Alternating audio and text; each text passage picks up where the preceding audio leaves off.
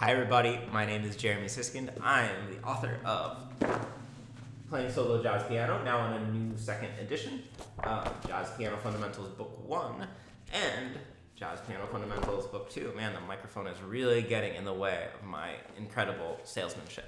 If you haven't heard, Playing Solo Jazz Piano is now out in a second edition. You can check out all the details on my website, including if you already have the first edition, I'm letting you pay what you want for the new materials that are in the second edition. So, jeremysiskind.com. My other announcement is that I have a new semester of my jazz classes is starting January 23rd. There is still time to register. There's a beginning and intermediate level. All the information is at jeremysiskind.com/jazz class. Now, I want to actually show you an exercise which is in Unit 11 of Jazz Piano Fundamentals Book 2.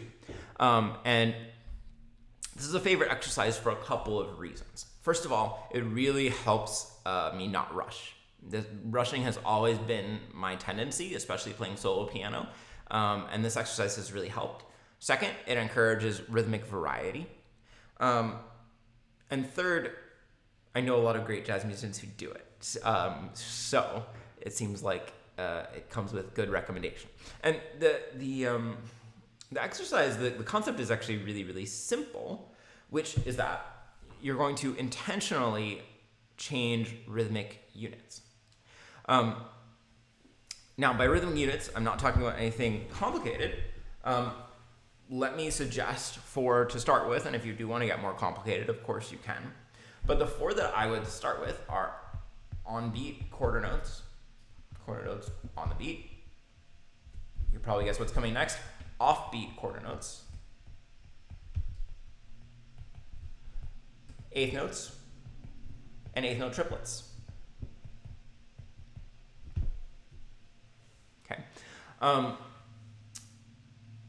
And so when you're doing this exercise, you could do it a bunch of different ways. I'm going to start with two measures each. So 2, 2, 2, and 2. You could absolutely do it with 4 measures each, 1 measure each, a random number of measures each. Ultimately it's up to you. And, you don't have to make every single note that rhythmic unit or else it's incorrect. It's really just a matter of focusing on that rhythmic unit, making it primarily that rhythmic unit. So I'll play, let me start on just a drone. And I would really recommend doing this with the metronome because it's when people change between rhythmic units that I've noticed that they tend to rush or drag, but most of the time it's rush. So if I'm just doing a drone in C, I'm gonna do 2 bars focusing on on-beat quarter notes. 1, 2, 3, 4. Offbeat. Eighth notes. Eighth note triplets.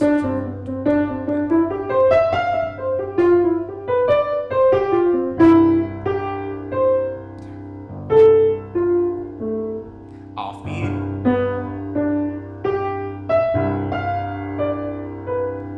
Eighths.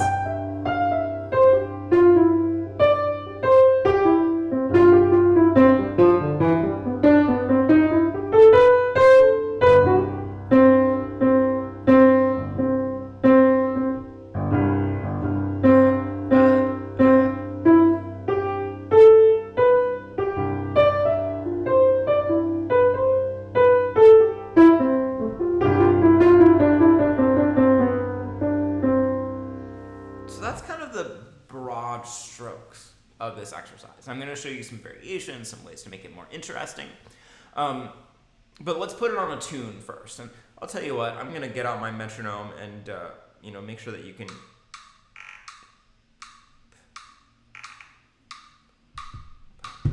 So that's at 90. I hope it's not like wildly loud in the microphone. So let me play A Beautiful Love.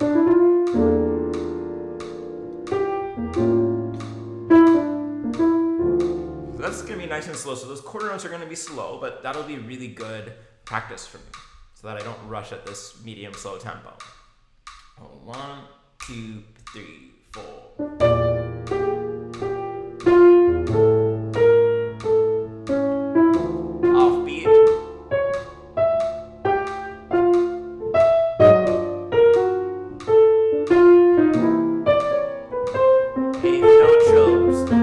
notes.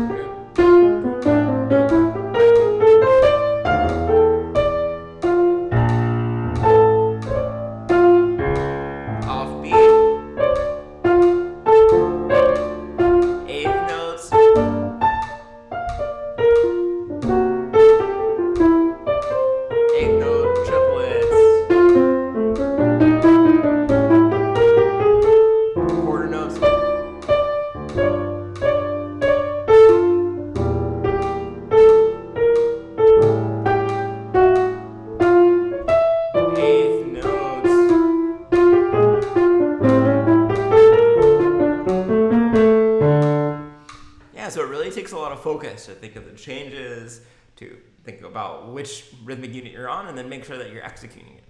And whenever I try to do an exercise like this, the goal is totally to still make good music. How can I make the best music, best melodies, the best improvisation, the most connected, articulate improvisation that I can, even while I'm doing this, somewhat difficult exercise. Okay, so we could definitely add some rhythmic categories to this. So 16th notes would be an obvious thing if you're somebody who's interested in playing double time. Quarter note triplets, also a really nice thing to add to your rhythmic repertoire. And, beyond quarter notes, I don't really love thinking about, adding specifically half notes, maybe sometimes dotted quarter notes, but I might even just say long notes. So that I'm trying to add in some really long held notes. So let's try that again, and I'm gonna do 2-2-2 of this second line. And notice now I'm not making an 8-measure phrase, so it's actually gonna be kind of trickier because the cycles aren't going to line up. But let's see if I can, I'm gonna do it first over a vamp, or a drone, so long notes.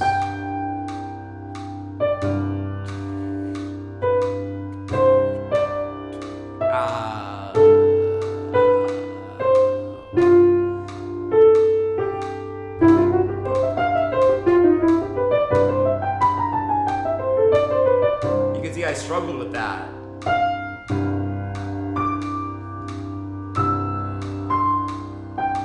The quarter note triplets feel slow.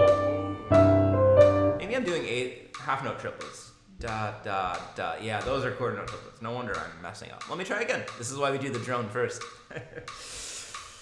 Whew, I hope you like watching me fail. So 1, 2 long notes. Here we go. 1, 2, 3, 4.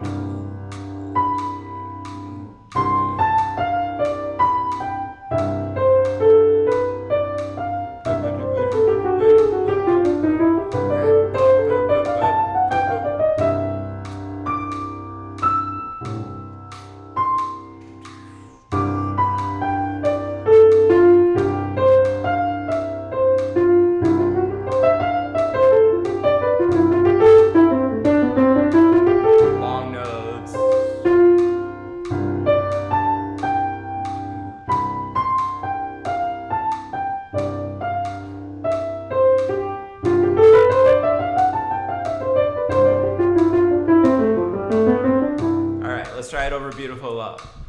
That's hard. It's hard to adjust from those quarter note triplets to 16ths, right? Like mathematically, I need to spend some time thinking about that or what that relationship is. So here we go. Beautiful Love. 1, 2, 3, 4.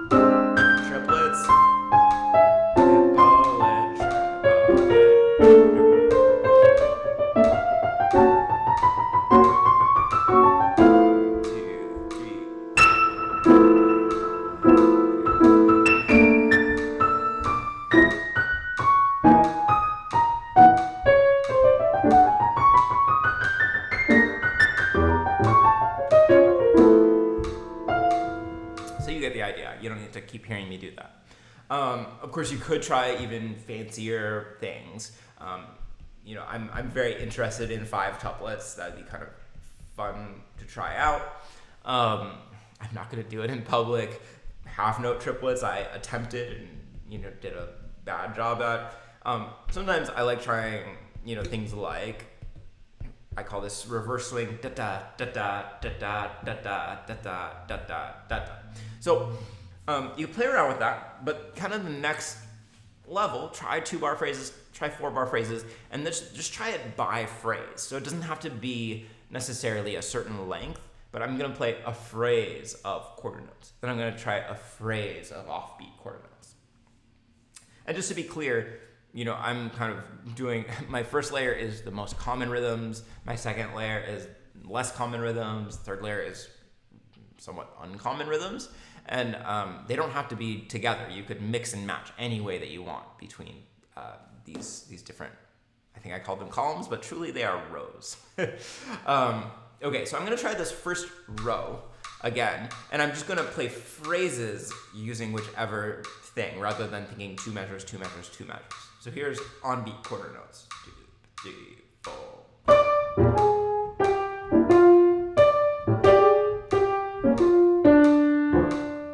Offbeat quarter notes. Eighth notes.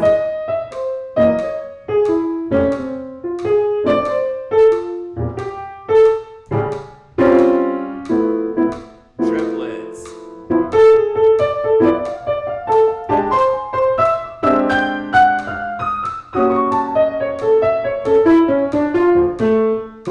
On-beat quarter notes.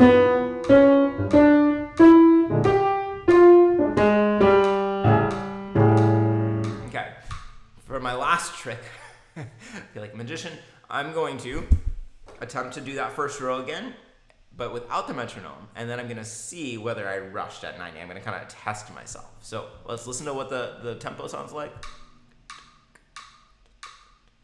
And by the way, in case you're wondering, the first thing I do is I think about what 8th note triplets sound like.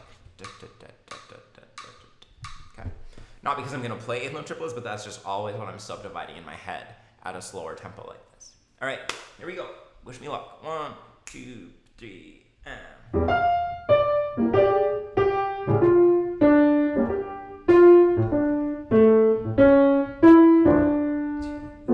Offbeat quarter notes. Eighth notes.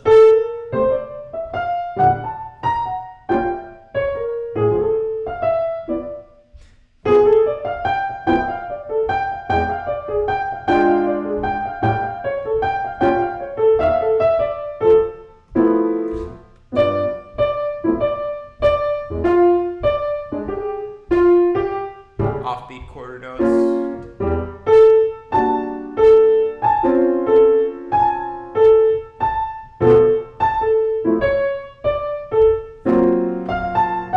Eighth notes.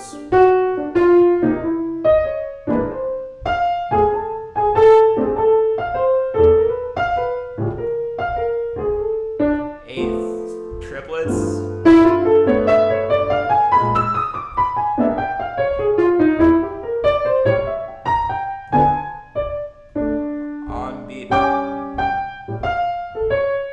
That's a chorus. Let's see how I did. And